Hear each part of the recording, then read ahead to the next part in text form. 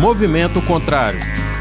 Realização: Centro de Tratamento de Dependentes Químicos, BCJ.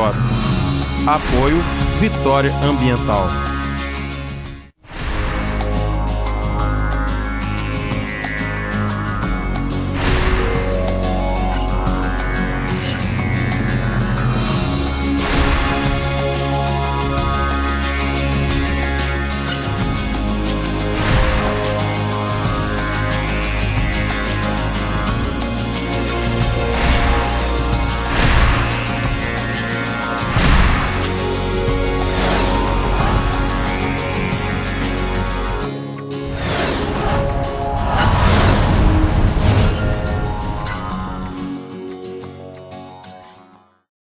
Olá, sejam bem-vindos a mais um programa Movimento Contrário. Eu sou Silvestre, estou aqui toda semana com você para levar conhecimento, orientação sobre drogas, sobre as pessoas que usam drogas, sobre o seu tratamento, né? E assuntos mais diversos que você precisa, né? Estando conosco toda semana para receber essas informações. E o tema do nosso programa de hoje é um tema muito especial. Nós vamos falar sobre as crianças e adolescentes em situação de rua. E como é um tema muito importante, muito necessário para que todos conheçam sobre esse assunto, eu trouxe aqui também um convidado muito especial. Tá? Ele se chama Dr. Antônio Nery Alves Filho. É um médico psiquiatra, ele fez doutorado na França e ele é de Salvador, né? Ele é da Bahia e tem um vasto trabalho, assim como tem uma vasta experiência. Doutor Nery, muito obrigado por ter atendido o nosso pedido de vir até aqui ao nosso programa. Muito obrigado a você pela gentileza. E é um carinho muito grande receber uma pessoa, né, com tantos anos de experiência, né, e com uma mente também tão aberta para poder conhecer mais situações, pessoas e casos dentro da dependência química para enriquecer esse seu conhecimento de forma que você trouxe aqui para o Espírito Santo, né? O que o senhor veio fazer aqui no Espírito Santo, doutor Nery? Olha, eu vim a convite desta nova instituição capixaba, que está sob a coordenação do Dr. Renato Vieira, para discutir com os capixabenses, eu não sei se posso, com os capixabas. Com os capixabas. Digamos assim, nossos companheiros e irmãos do Espírito Santo, porque eu tenho um apreço muito grande, discutir as questões relacionadas com as substâncias psicoativas, mas muito mais com os usuários, as questões relacionadas com a alma das pessoas que usam substâncias psicoativas por esta ou aquela condição. Então eu estou aqui por um convite cordial e generoso do governo do Espírito Santo. Que bom, nós é que somos muito gratos, né? Inclusive eu estive na sua conferência e realmente me tocou muito porque ao falar de drogas o senhor se superou, né, falando do humano, né, da humanidade que usa a droga, né? Isso é importante, dar essa relevância, né? Tem anos que eu tenho discutido com o Brasil quase todo, tem poucos lugares onde eu não tenha ido nesses 30 anos de trabalho, eu tenho discutido muito esta equação. A droga faz o sujeito.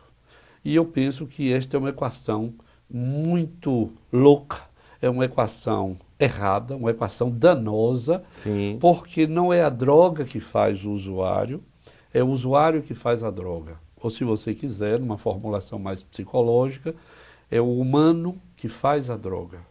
Por que isto?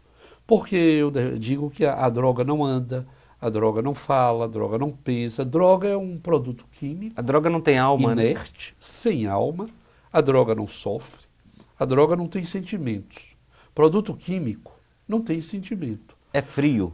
Quem tem sentimento são os humanos. Então, os humanos são dotados de um patrimônio biológico herdado transgeneracionalmente, secularmente, de um para outro. Eu sou hoje o resultado de uma longa transmissão, como você. Nós somos, então, constituídos de uma biologia. Nós estamos inseridos com este corpo biológico num corpo social, na cultura, como eu digo, e da interação deste corpo biológico com este corpo social, com esta cultura, resulta isto que eu chamo da nossa psique, da nossa psicologia, que alguns poderiam até chamar da nossa estrutura psicológica. Eu não penso que a estrutura psicológica seja dada pela biologia exclusivamente. Não. Eu defendo que é a relação de uma biologia particular a cada um, com a cultura, com as experiências, com os diversos momentos da vida, com o que se ganha e o que se perde, com tanta coisa que constitui o social e o cultural, né? Eu penso que essas duas instâncias produzem aquilo que somos. Não falo de caráter, eu acho que caráter é da ordem moral. Eu falo da psique, daquilo que nos constitui como ser que pensa, resultante do encontro de uma biologia e uma circunstância social. Por isso é que eu ontem disse que a minha neta, quando nasceu, ela nasceu numa condição de causa de vida. O social, o cultural, mais a sua biologia, deram a ela o que eu chamo uma psicologia, um lugar neste mundo psíquico que é resultante de uma circunstância particular da minha vida, da vida da minha filha, da vida da avó, da vida, enfim, de várias pessoas. Então é nesse sentido que eu trato a questão da droga. A droga entra na vida de alguém que se move na busca de uma alternativa, de uma solução, de um alívio para o sofrimento, para o alívio da dor, para o alívio das pressões econômicas, para o alívio dessa vida transitória, dessa vida teatral que nós temos hoje em dia, onde tudo passa muito rápido e causa muito sofrimento no sentido sociológico. Então, eu penso que os humanos buscam alternativas para o seu sofrimento.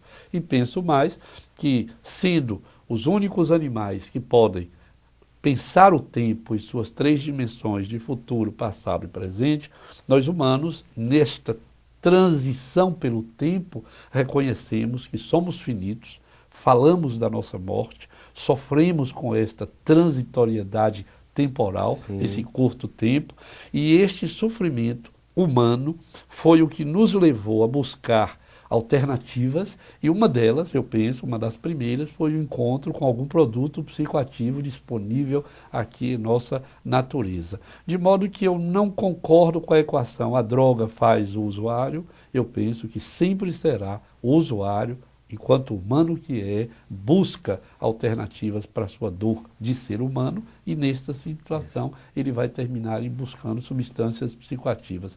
E isso muda completamente. A droga deixa de ser um monstro para ser alguma coisa que serve aos humanos, e quando eu digo serve, eu não estou dizendo que seja necessariamente sempre bom ou sempre ruim. Servir aos humanos significa responder a uma necessidade humana, a uma circunstância humana. E isso mudou completamente a visão.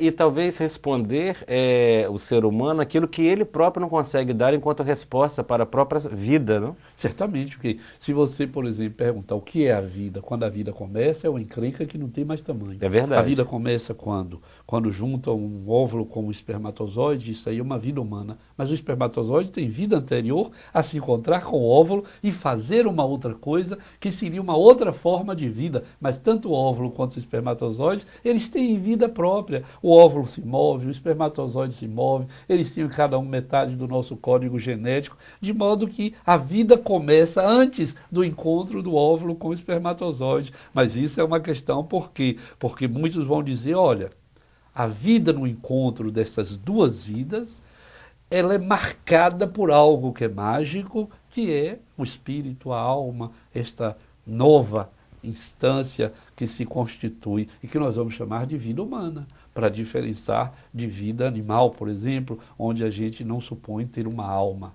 A vida de um animal não é igual à vida humana na dimensão do reconhecimento que os humanos têm da sua própria vida, mas ela é igual na dimensão de que todos nós respiramos, andamos, fazemos um outro semelhante, uns mordem, outros brigam, uns matam, outros escrevem, mas no fundo seremos todos seres vivos. Mas com os humanos tem uma diferença. Nós somos capazes de pensar a nossa finitude, nós somos capazes de escrever regras para a nossa conduta, nós somos capazes de fazer acordos para a nossa convivência, nós somos capazes de romper estes acordos. De fazer autossuperações. Sim, e sobretudo nós somos capazes de pensar as dimensões do tempo, o que passou, o que virá e o tempo em que E isso é que faz o ser humano obter um significado e fazer, inclusive, construir o seu significado na própria existência. Ou não fazer. Ou não fazer. E quando ele não faz, de repente, aí é que ele vai buscar as drogas? Ele vai buscar muita coisa.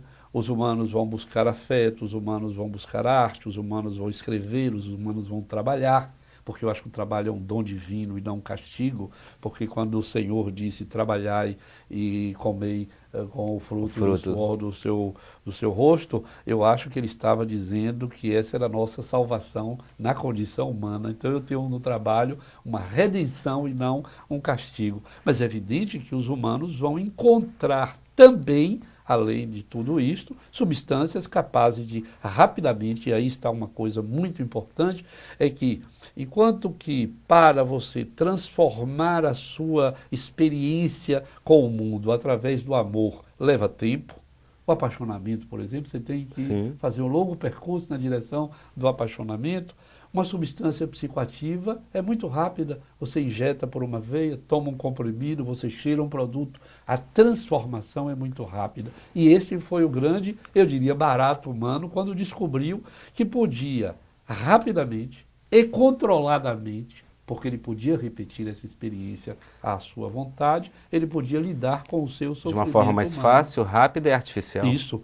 Eu não diria artificial, porque aí eu não sei que conotação você está dando ao artificial, mas eu diria que sim, controlada e rápida, com certeza. Às vezes descontrolada, mas sempre rápida, mas sempre uma alternativa à mão. Isso é que eu acho Então, no lugar de interessante. artificial, não seria superficial, no sentido de não vir a partir da própria essência? Eu acho que não é nem natural, nem sobrenatural, nem artificial. É dado. É uma disponibilidade que nós está humanos aí. temos que estar aí, e com ela nós temos, com essa possibilidade, nós temos que lidar. Eu acho que adjetivá-la é sempre colocá-la num lugar que não será bom. Eu penso que as coisas do mundo estão dadas e nós humanos nos relacionamos com as coisas do mundo. Nem é natural, nem é artificial, nem é sobrenatural. É a possibilidade que nós temos. Estamos vendo aí no nosso programa de hoje, né, um doutor, né, em dependência química, dentro do tratamento que trata durante muitos anos dependentes químicos, trazendo a sua experiência, trazendo o seu conhecimento, né, sobre o ser humano, né, que isso é importante. Mas vamos para um rápido intervalo e voltamos já já com o Movimento Contrário.